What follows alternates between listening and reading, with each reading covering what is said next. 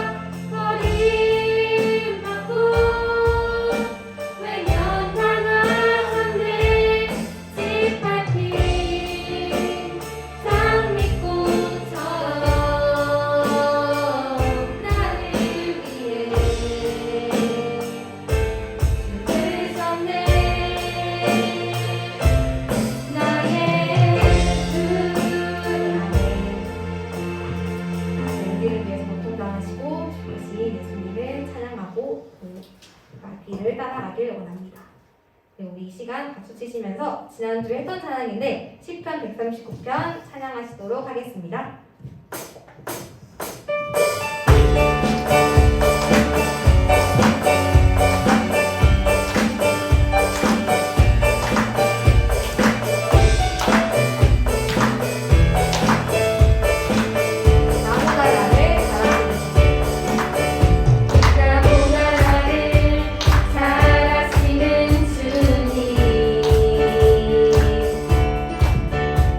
내가 주를 떠나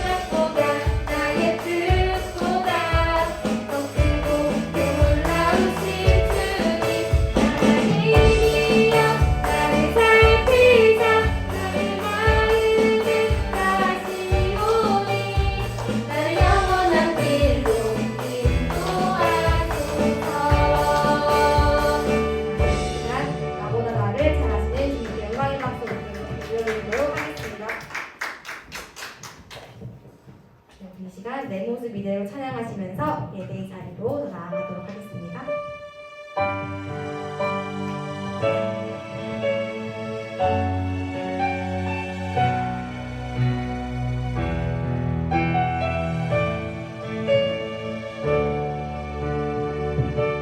내 모습 이대로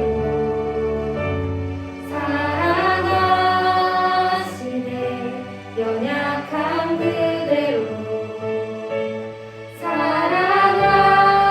사랑하시네 나의 모든 발걸음 주가 하시나니 날 인도하소서 내 모습 이대로 내 모습 이대로 사랑하시네 연약한 그대로 사랑하시네 나의 모든 발걸음 주가 하시나니 날 인도하소서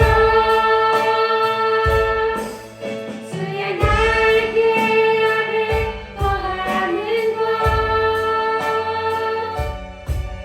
주의 임재 안에 거하는 것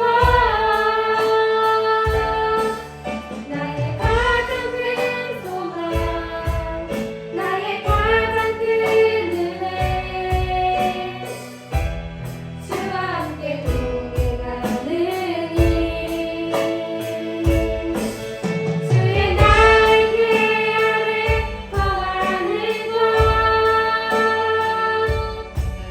주의 임재 안에 거하는 것 나의 가장 큰 소망 나의 가장 큰 은혜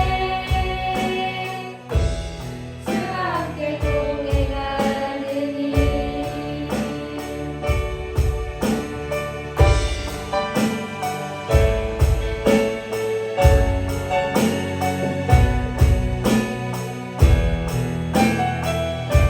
마지막으로 다시 한번 고백하겠습니다. 내 모습 이대로 사랑하시네 연약한 그대로 사랑하시네 나의 모든 발걸음 주가 하시나니 날 인도하소서 주의 날개 아래 거하는 것 주의 임재 안에 거하는 것 나의 가장 큰 소망 나의 가장 큰 은혜 주와 함께 동행하느니 주의 날개 아래 거하는 것 주의 임재 안에 거하는 것 나의 가장 큰 소망 나의 가장 큰 은혜 주와 함께 동행하느니 이 시간 예배를 위해 함께 기도하도록 합니다. 특별히 주여주일인데 이제 보내받으실 주님을 위해서 우리가 그 십자가의 길을 따라가는 삶을 살 수 있도록 기도해 주시고 이 시간 말씀 가르쳐 목사님과 이후에 있을 여러 축복하는 시간이 있습니다. 축복한 자를 위해서 기도해 주시고 이 여러 가지 행사와 예배를 위해서 기도해 주시고 기도하시겠습니다. 하나님 감사합니다.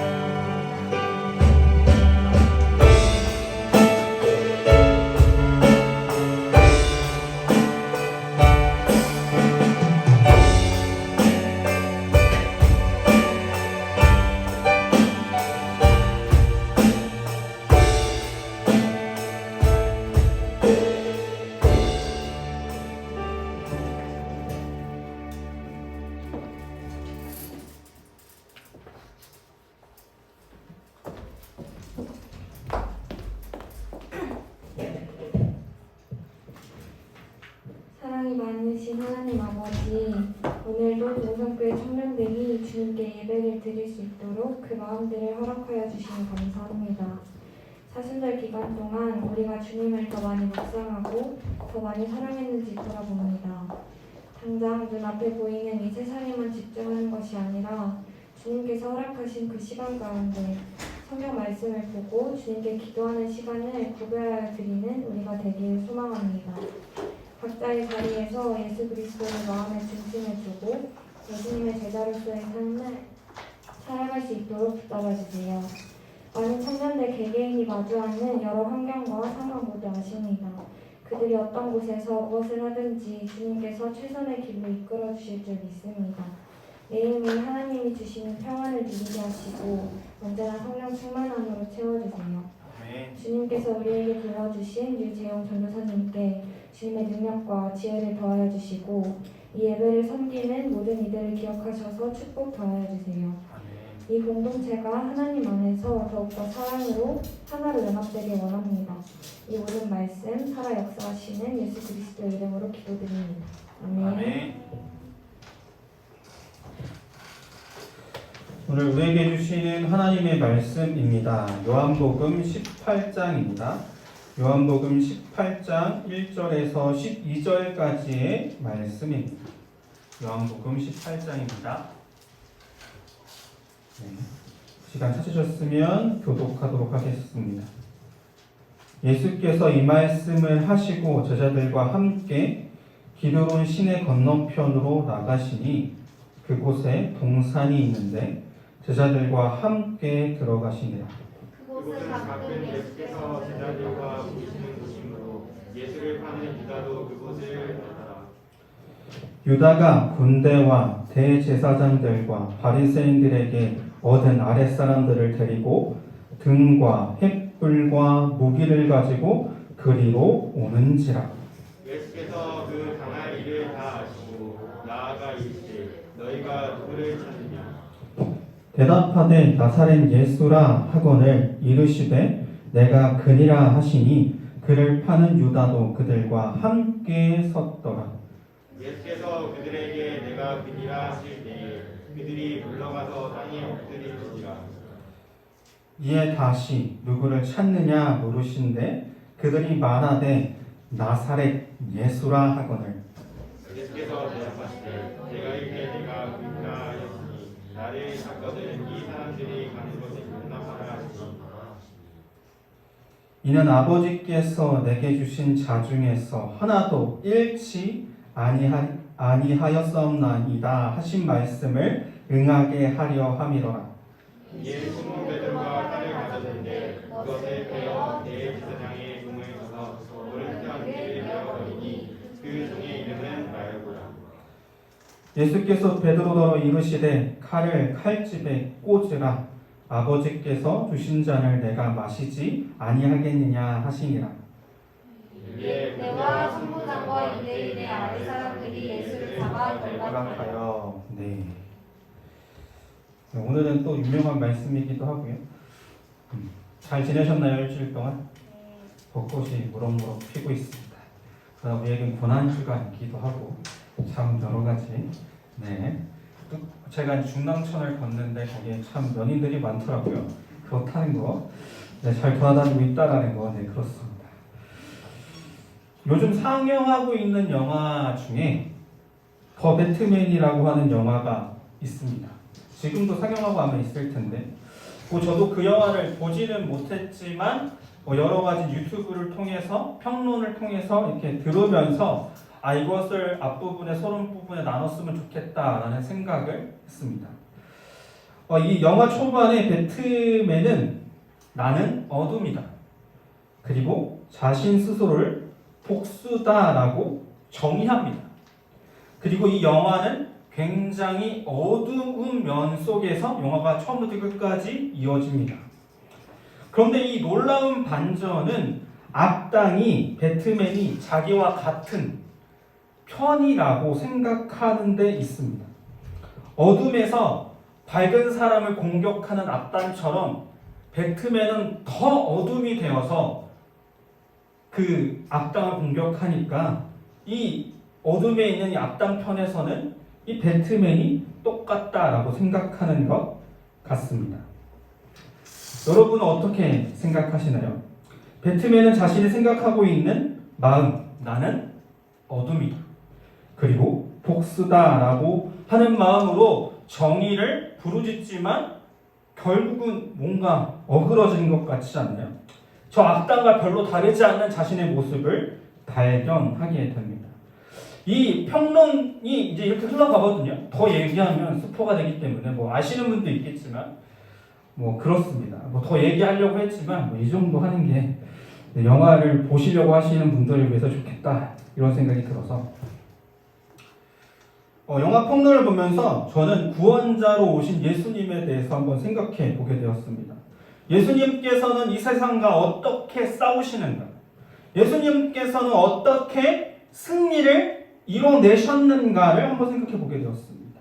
특히나 요한복음엔 어떤 것이 있는 줄 아세요?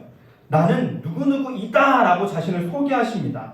에고에임이라고 하는데 나는 생명의 떡이다. 나는 세상의 빛이다. 나는 선한 목자다. 이렇게 예수님께서 자신을 정의하십니다.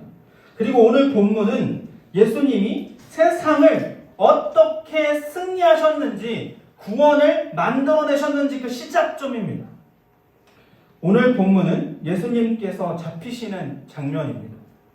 요한복음 13장에서 16장까지는 마지막으로 제자들에게 당부하시는 말씀이 남겨져 있고 17장에는 예수님의 기도가 담겨져 있습니다. 그리고 이제 예수님께서 잡히시는 거죠. 근데 예수님께서 당할 일을 아셨다라고 말하고 있습니다. 오늘 본문 말씀에 보면 4절에 보면 예수께서 그 당한 일을 아시고 이렇게 말씀하고 있습니다. 자기가 잡히실 것을 아신 것이죠.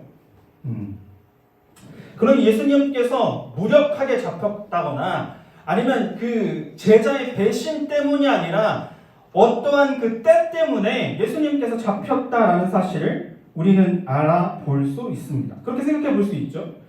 예수님께서 공생애를 시작하실 때 가나 혼인잔치라는 잔치를 열었습니다. 그리고서 거기에서 기적을 베푸는데 엄마 마리아가 부탁을 하니까 아직 내 때가 아니다 라고 이야기했고 그 다음에 예루살렘에 들어오셔서 이렇게 말씀하십니다. 자기가 세상을 떠나 아버지께로 돌아갈 날이 이른 줄 아셨다 라고 이야기하고 있습니다. 제자들 발을 씻겨주시기 전에 자기가 이제 어떻게 나아갈지를 아신 것입니다. 예수님께서 어떻게 잡히시고 어떻게 배신당하실지를 아신 것입니다. 우리는 이 예수님께서 어떠한 그 환경과 자기의 마음이 아니라 하나님의 그 뜻을 따라 움직이고 계시는 그 하나님을 우리는 볼 수 있습니다. 우리는 예수님의 담담한 모습을 오늘 봅니다. 담담하게 이 현실을 받아들이시고 나아가시는 모습을 봅니다. 그런데 여러분 한번 생각해 보십시오. 3년 동안 함께한 제자가 자신을 배신한다라는 이 사실입니다. 많고 많은 제자도 아닙니다. 100명, 1000명 되는 제자도 아니고 꼴랑 12명 있는데 12명 중에 1명이 자신을 배신합니다. 누구와 친밀한 관계를 맺고 신뢰하고 많은 시간을 보냈다라는 이 사실, 그런 관계가 여러분 가운데 누구나 있을 거잖아요. 그 사람이 여러분을 배신을 했다 한번 생각해 보십시오. 삶이 다 무너져 버리지 않겠습니까? 마음이 심란하지 않겠습니까? 그런데 예수님께서는 여기서 너무나 담담하게 잡혀서 가십니다. 그리고 우리는 이렇게 생각할 수 있습니다. 십자가도 그렇게 담담하게 지셨구나 라고 생각해 볼 수 있습니다. 이 상황을 잘 넘기셨구나 생각해 볼 수 있지만 자신의 팔자가 누군지를 예수님께서 이 전에 말씀하시면서 이렇게 말씀하십니다. 심령이 괴로워하셨다라고 말씀하십니다. 그리고 십자가로 향하시는 예수님은 겟세마네에서 기도하실 때 제자들에게 이렇게 부탁하십니다. 내 마음이 매우 고민하여 죽게 되었으니 너희는 여기 머물러 나와 함께 깨어있으라 하시고, 예수님께서 십자가로 향하시기 전에 제자들에게 겟세마네에서 기도하신 그런 기도의 부탁입니다. 예수님께서 십자가를 쉽게 지셨을까요? 우리는 이렇게 생각합니다. 예수님이니까 목사니까 혹은 전도사니까 혹은 믿음이 좋아 보이는 사람이니까 이 고난은 그냥 쉽게 돌파해냈겠지, 나아갔겠지 하고 이야기하지만 너무나도 감사하게 예수님은 고민이 되셨다고 말하고 있습니다. 그것이 우리에게 조금 숨구멍이 되죠. 우리는 예수님의 그 솔직한 마음을 이 시간 볼 수 있습니다. 고민이 되셨구나. 예수님께서 우리의 마음을 공감하시고 우리를 이해하시고 사랑하신다라는 사실을 우리가 잘 알고 계속 이야기했지만 오늘은 저는 이 시점을 보게 되는 것 같습니다.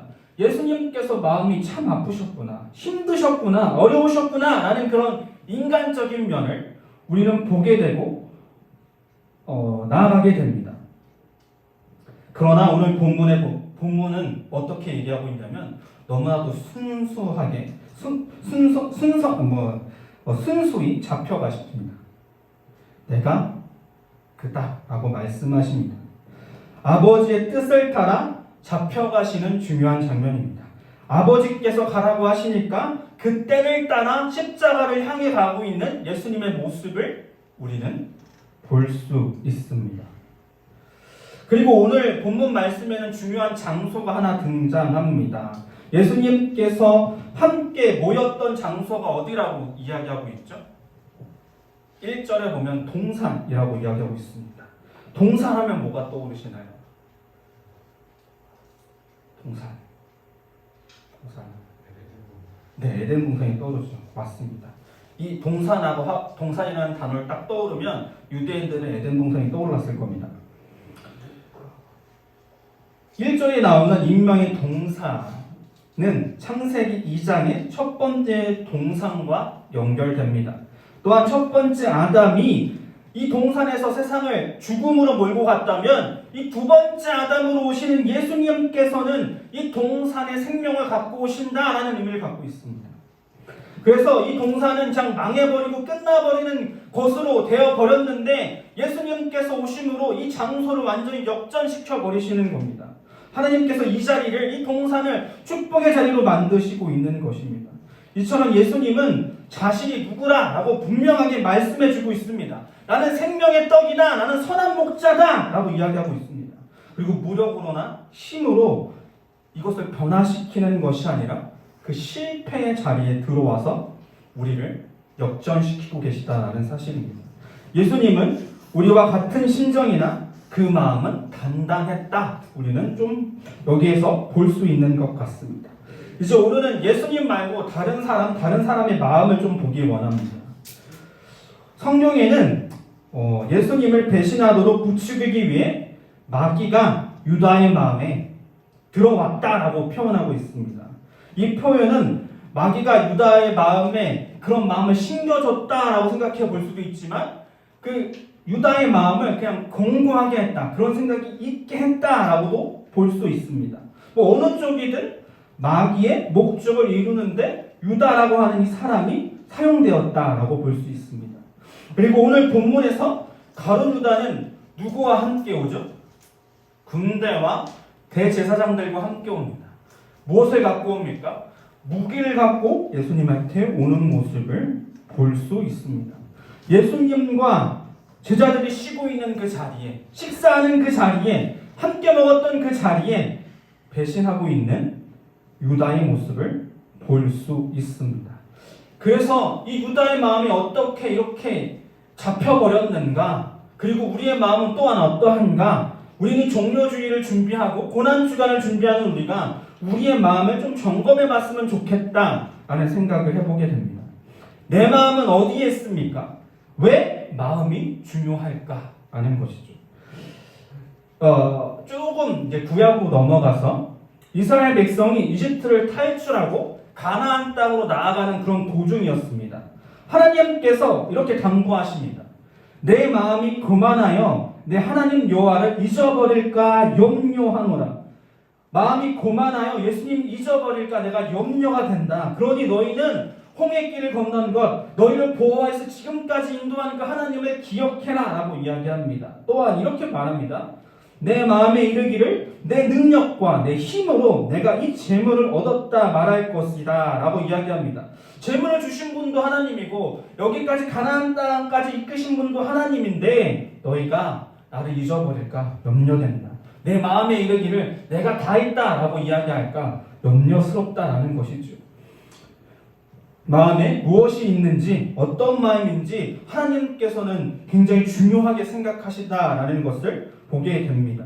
그리고 홍해와 함께 하나님과 건넜다고 해도 불기둥과 함께 했다고 해도 가나안에 들어갔다고 해도 나의 마음이 충분히 하나님을 떠날 수 있다라는 것을 보여줍니다.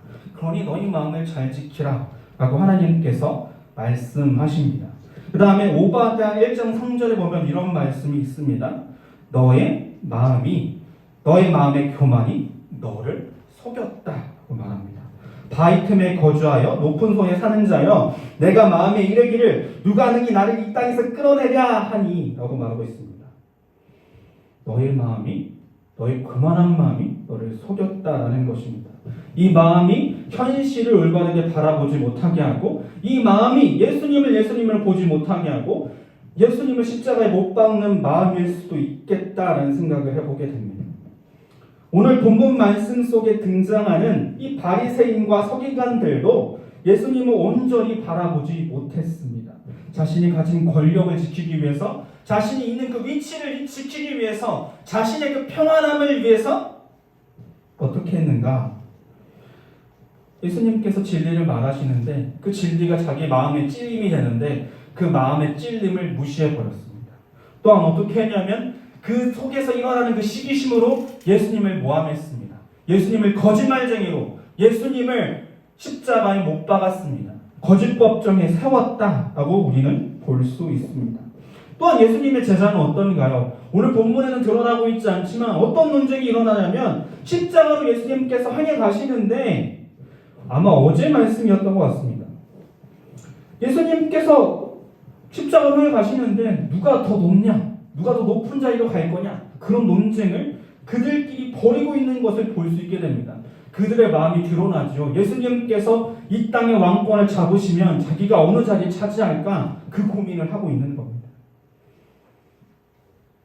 또한 오늘 이 본문 말씀에 이 베드로와도 좀 대비되는 것 같아요. 자신의 마음의 진심을 넘어서 하나님의 뜻을 바라보시는 그 예수님과 자신의 그 마음의 진심과 아픔과 그런 것을 다 뛰어넘고 하나님께서 원하시는 길을 가는데 베드로는 자기 열심, 자기의, 자기 방법으로 이 방법을 타게 해버리려고 하는 베드로의 마음을 볼 수 있습니다. 우리가 사순절 기간 동안에 이걸 한번 고민해보자라고 했습니다. 내가 이 일을 왜 하는가? 무엇 때문에 내가 이것을 열심을 내고 있는가? 물어보면 어떻던가요? 적어도 두 가지의 다른 국면이 등장합니다. 하나는 긍정적인 면입니다. 또 하나는 욕심에 가득 찬 자신의 모습입니다. 그런데 그 긍정적인 모습도 들여다보면 좋은 명분으로, 좋은 어떤 걸로 꾸며놓았을지 모르는 이야기입니다. 더 들여다본다면 그렇다면 이렇게 욕심이 내가 많구나라는 사실을 우리는 알게 되었습니다. 그리고 오늘 우리는 내 마음이 어디 있지? 라는 것을 보기 원합니다. 여기 어떤 명분을 가지고 어떠한 그 자리를 가지고 나를 안 봤으면 좋겠어요. 전도사니까 이렇게 해야지, 회장이니까 이렇게 해야지, 내가 어떤 자리에 있으니까 이렇게 해야지가 아니라 그냥 나의 모습을 바라보았으면 좋겠습니다. 내가 지금 무엇을 향해 있는 마음인가? 내 마음에 짜증이 일어난다면 그 짜증을 갖고 가면 됩니다. 내 마음에 어떤 고민이 있다면 그 고민을 가지고 가면 됩니다. 내 안에 어떤 불안함이 있다면 그 불안함을 가지고 하나님께 나아가면 됩니다. 내 속에 어떤 그 사랑의 마음이 시작됐다면 그 사랑의 마음이 왜 시작됐는지 하나님께 들고 가면 됩니다. 그렇게 하나님께 솔직하게 나아갈 수 있는 종료주일과 고난주간의 시간이 되었으면 좋겠습니다. 그래서 내 마음에 무엇이 있는지를 하나님 앞에